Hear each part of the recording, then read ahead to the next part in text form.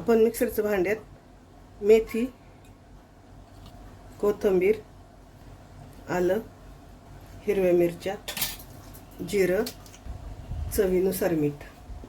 आता हे आपण मिक्सरला बारीक वाटून घेऊया. आपण मैदा घेतलाय तो चाळून घेऊया.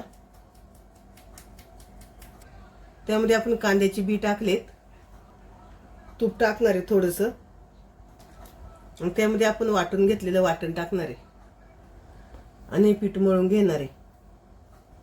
आपल्याला पाणी नाही घालायचं.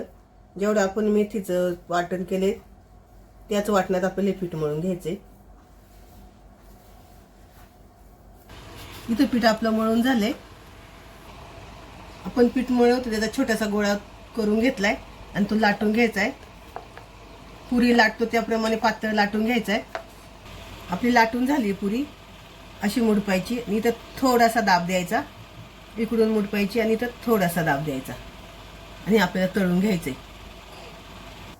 आपलं तेल तापले, त्यामध्ये आपण छोटे छोटे केलेले समोसे टाकून देऊ.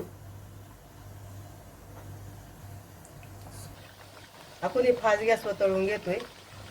एक साईड झाली की दुसरी साईड उलटायची. मुलं मेथी नसेल खात ना तर असा समोसा बनवून द्या. गॅस बारीक केलाय. आपले ते तळून झालेत. आपण काढून घेऊया प्लेटमध्ये.